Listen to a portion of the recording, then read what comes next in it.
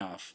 One of the things that I want to caution people about, and one of the things that you should be watching for in terms of the active self-defense of your mind, and that's a common theme, a recurring theme in Man Alive, is how to defend your mind from other people's bogus arguments, bad arguments, manipulative arguments, bad behavior in general.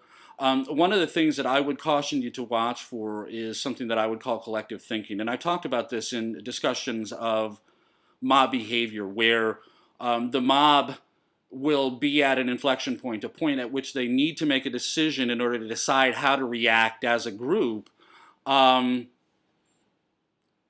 they don't know what to do. The situation is unprecedented. I mean, typically mobs run into the same situations over and over again, and they know what to do. They know how to react because they've done it before.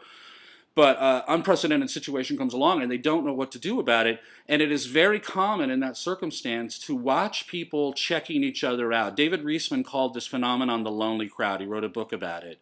But individuals watching each other, looking to each other to see what the feeling of the room is, try to get the consensus of the crowd. And it's all done in mother tongue, and it's all done very subtly. It's all done just with glances and smirks and snickers and uncomfortable laughter. It's all done in mother tongue. There is no father tongue component to this. If there is, it's probably a dodge. It's probably something that is being done to cover over this subterranean communication that's going on in mother tongue.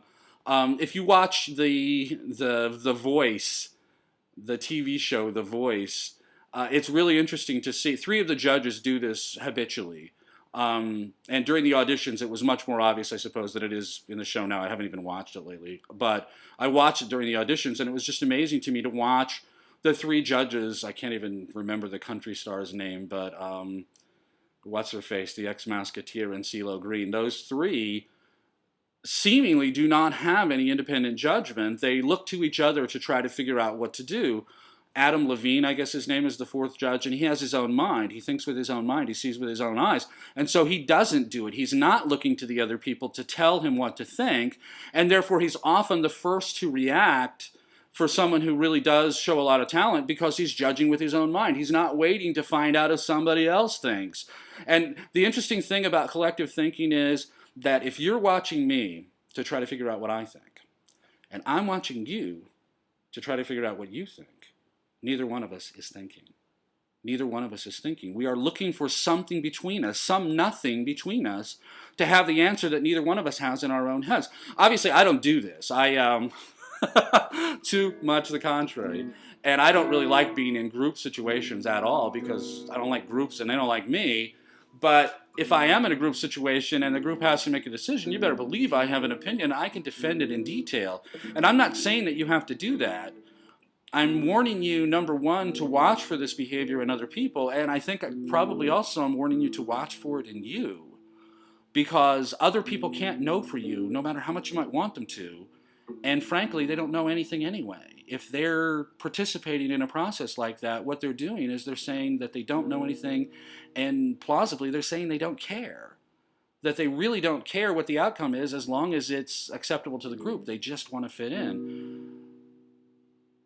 This is alien to me, and I can watch it, see it, understand it, document it as I'm doing right here. I have no idea how to live that from the inside, and I don't want to.